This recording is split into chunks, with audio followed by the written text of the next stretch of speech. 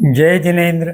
Jain soul इस मेरी channel पे आप हमारे वीडियो देखने के पश्चात लाइक करें, सब्सक्राइब करें और नोटिफिकेशन बेल आइकॉन दबाएं, जिससे आपको हमारे वीडियो की सूचना सबसे पहले प्राप्त होगी। और आप हमें हमारे वीडियो के नीचे दिए गए पेज पर भी फॉलो कर सकते हैं। जय जिनेन्द्र। मनुष्य की आदतों का, आहार ग्रहण पद्धति और आहार के पदार्थ, इनके ऊपर बहुत बड़ा प्रभाव रहता है। जैन दर्शन में अभक्ष्य पदार्थों की लंबी सूची दी गई है, परंतु इसमें वर्तमान काल में और भी अधिक अभक्ष्य पदार्थों की सूची लंबी हुई है। अभक्ष्य अर्थात जो खाने योग्य नहीं है। जैसे नैसर्गिक दृष्टि से देखा जाए तो मनुष्य जाति के लिए केवल शाकाहार भक्ष्य है, मांसाहार अभक्ष्य है। परंतु वर्तमान में शायद 90% से अधिक लोग मांसाहार का ग्रहण कभी न कभी किसी न किसी रूप से करते हैं। यह बहुत गहरी चिंता का विषय है, क्योंकि मांसाहार की प्रवृत्ति से मनुष्य की विचारधारा जो है वह हिंसक बनने की दिशा में आगे बढ़ती है। कहा है कि आहार जैसा लिया जाता है वैसा मनुष्य का स्वभाव बनना प्रारंभ हो जाता है। आज औद्योगिक विकास के कारण खान पान में अनियमितता बहुत अधिक बढ़ी है। कुछ लोगों को रात्रि समय काम करना पड़ता है, तो उनके आहार पान में बहुत अधिक अनियमितता हो जाती है। मनुष्य का जो स्वाद का अंग है जिह्वा, वह नियंत्रण में न रहने से अनिर्बंध पद्धति से लोग आजकल आहार पान ग्रहण करने लगे हैं। और उसमें एक और बात समाविष्ट हो गई है, वह है समय का भान न रहना, असमय पर भोजन पान करना। और कभी कभी रुचि युक्त पदार्थ अगर मिल जाए तो लोग उसे अमर्याद मात्रा में ग्रहण कर लेते हैं। वर्तमान स्थिति में फास्ट फूड यानी शीघ्र खाद्य पदार्थ की उपलब्धि बहुत बड़े प्रमाण पर हुई है। पर आश्चर्य की बात यह है कि जो प्रगत देश अप्रगत या प्रगतिशील देशों पर बहुत अधिक कटु टिप्पणियां करते थे, उन्हीं के देशों में आज कचरा खाद्य खाया जा रहा है, जिसमें कोई भी शक्तिदायक पदार्थ नहीं है। और स्वयं वे ही लोग उसे जंक फूड कहने लगे हैं। और उनकी देखा देखी भेड़ चाल चलते हुए अप्रगत और प्रगतिशील देशों में भी ये जंक फूड के जो बेचने वाले छोटे छोटे लोग हैं, वे किस प्रकार से वह पदार्थ बनाते हैं, यह स्वयं अपनी आंखों से देखते हुए भी लोग स्वाद के कारण जंक फूड के आदी हो गए हैं। आजकल अमेरिका जैसे प्रगत देश में इस जंक फूड की एक और श्रेणी तैयार हो चुकी है। उसे वे स्पष्ट रूप से मल नहीं कहते, लेकिन जो शब्द उन्होंने उपयोग में लाया है वह अंग्रेजी शब्द क्रैप, इसका अर्थ है मल, विष्ठा।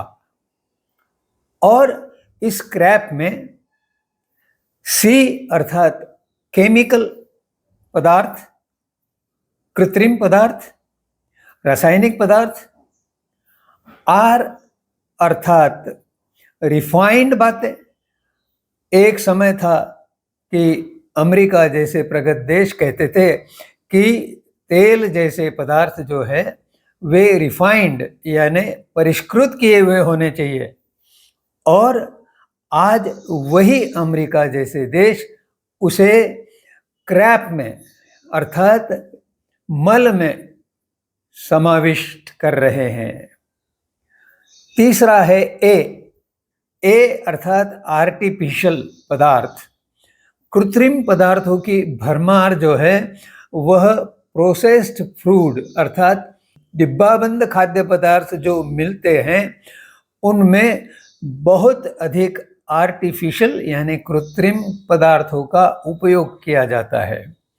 और अंत में पी अर्थात प्रिजर्वेटिव, उसका अर्थ है पदार्थ की जो गुणवत्ता रक्षा है उसके लिए जो उपयोग किए गए हुए पदार्थ है वे पदार्थ।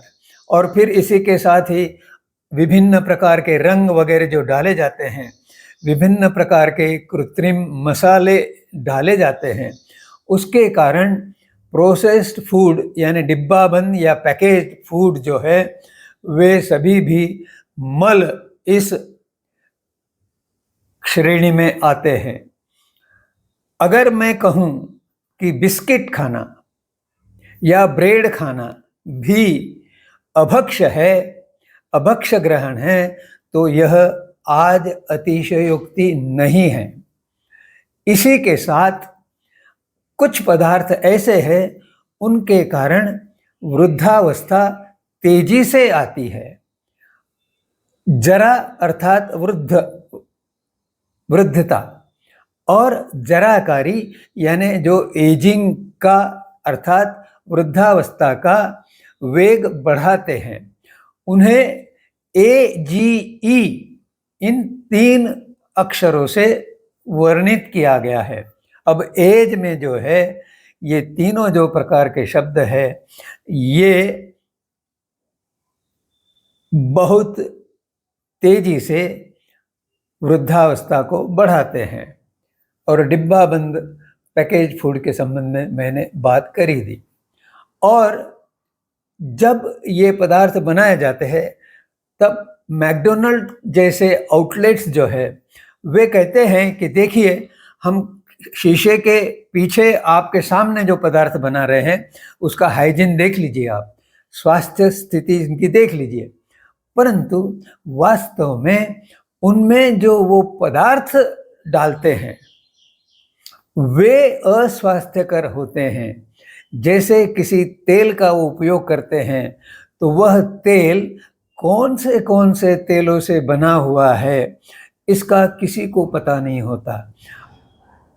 सौभाग्य की बात यह है कि मैकडोनल्ड जैसे आउटलेट्स ने यह खुले तौर पे स्वीकार किया है, क्योंकि उनके ऊपर प्रेशर आया था, दबाव आया था, तो उन्होंने खुलेपन से स्वीकार किया है कि हमारे जो तेल उपयोग में लाए जाते हैं उन तेलों में विभिन्न जानवरों के भी तेल मिश्रित किए जाते हैं। उससे आपको पता चलेगा कि वे न केवल अस्वास्थ्यकर है, अपितु धर्म की दृष्टि से अखाद्य है, अभक्ष्य है। और इन सभी कारणों से जो आदत बनी हुई है लोगों की वर्तमान में, जो भेड़ चाल से वे खुले मैदान में बने हुए, रोड के किनारे बने हुए पदार्थों का भक्षण करते हैं, उसके कारण वर्तमान में जो स्वास्थ्य की स्थिति बहुत नीचे स्तर पे पहुंची है। इतने नीचे स्तर पे कि चिकित्सकों के पास जो भीड़ रहती है, उन सभी व्याधिग्रस्त लोगों को वे उसी दिन नहीं देख पा रहे हैं। इससे समाज में जागृति निर्माण होने की आवश्यकता है और स्वयं लोगों को इसके संबंध में विवेकपूर्ण विचार करने की आज बहुत आवश्यकता और अनिवार्यता उत्पन्न हुई है। अगर हम प्रकृति की दृष्टि से विचार करें तो यह स्पष्ट दिखाई देगा कि हमारा पालतू कुत्ता भी या किसी की पालतू गाय भी जब व्याधिग्रस्त होती है तो ये पशु भी कभी अन्न ग्रहण नहीं करते। वे उपवास करते हैं, अन्न का त्याग करते हैं। यह स्वाभाविक व्यवस्था, नैसर्गिक प्राकृतिक पद्धति हमें आचरण में लानी चाहिए, क्योंकि अगर हम वह अन्न ग्रहण न करें तो व्याधि के जो रोगाणु है वे पनपते नहीं है और शरीर में जो स्वास्थ्य रक्षक प्रणाली है, इम्यून सिस्टम है, उसके कारण वह छोटा मोटा रोग जो है वह सहजता से बिना कुछ औषधि लिए ठीक हो सकता है। परंतु मन में दुर्बलता होने का जो भय रहता है वह हमें कुछ न कुछ आहार खाने पे बाध्य कर देता है और हम प्राकृतिक दृष्टि से जो उपयुक्त व्यवस्था है उसका भंग कर देते हैं। उसके आगे और चिकित्सक जो है वे भी उसमें मन में भय उत्पन्न कर देते हैं। वे कहते हैं ये दवाइयाँ जो है वे आहार लेने के पश्चात ही ले, आहार से पहले ले ली तो इनसे आपको कुछ एसिडिटी, अम्लता जैसी व्याधि हो सकती है। इस कारण हर कोई कुछ आहार ग्रहण करने के पश्चात ही दवाइयाँ लेता है, औषधि ग्रहण करता है। यह प्रकृति के विरुद्ध है। प्रश्न उठता है स्वस्थ कैसे रहे? प्राकृतिक आदतों से स्वस्थ रहा जा सकता है। भूख यह वृत्ति है, इंस्टिंक्ट है, स्वाभाविक है, क्योंकि जब शरीर में पर्याप्त मात्रा में ऊर्जा स्रोत नहीं होगा तब जाके वृत्ति जागृत होगी और भूख की संज्ञा निर्माण होगी। उसके कारण प्रवृत्ति होती है आहार ग्रहण करना और वह आदत बन जाती है। परंतु अगर हम नियमित रूप से केवल भक्ष्य पदार्थ और समय पर और केवल आवश्यक मात्रा में ही ग्रहण करें और junk food, crap food, ageing food, डिब्बाबंद फूड इनका त्याग कर दें तो हम स्वस्थ रह सकते हैं। और इस प्रकार का आचरण अब स्वास्थ्य के रखरखाव की दृष्टि से और हमारी स्वास्थ्य रक्षक प्रणाली अर्थात इम्यून सिस्टम को सक्रिय करने के लिए केवल आवश्यक ही नहीं, अपरिहार्य भी है और अनिवार्य भी है। भारतीय दर्शनों में इस दृष्टि से बहुत ही स्वस्थ प्रणाली विकसित की गई है। आयुर्वेद में कहा गया है कि आप अस्वस्थ महसूस करें या न करें, तब भी आपको सप्ताह में एक बार लंघन करना चाहिए। अर्थात हम जो 14 बार, कम से कम 14 बार या 21 बार, अगर उसमें नाश्ता जोड़ लिया, जो अन्न ग्रहण करते हैं उसमें से एक बार, मतलब 13 बार या 20 बार ही हम अन्न ग्रहण करें। इस शब्द की व्युत्पत्ति बहुत रोचक और प्रबोधन करने वाली है। लंघन, यह शब्द लंघ और न, इन दो शब्दों के संयोग से बना है। लंघन का कुल अर्थ है छलांग लगाना, पार करना, यानी भूख लगी हो तब भी एक बार इस आदत का त्याग करना, अपने आप को हल्का बनाना। इसका अर्थ यह हुआ कि उस एक समय के लिए अगर हमने भोजन को छोड़ दिया, अन्न स्किप कर दिया, तो हमारा स्वास्थ्य बना रह सकता है।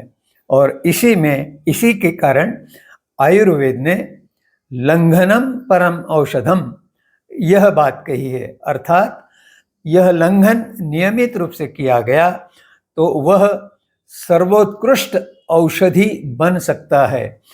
अर्थात कोई और औषध लेने की भी आवश्यकता नहीं होगी। इसके आगे भी उपवास इस कल्पना का उल्लेख किया गया है और उपदेश किया गया है। इसका अर्थ है पूर्णतः विशिष्ट काल के लिए आहार त्याग। इसके संबंध में अधिक जानकारी आगे के चित्रणों में लेंगे।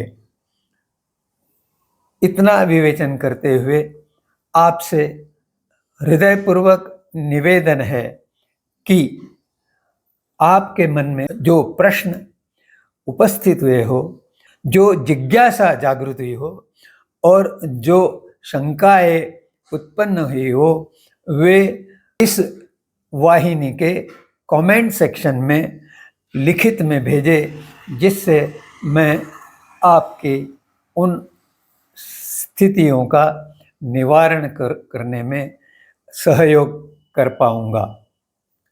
जय जिनेंद्र।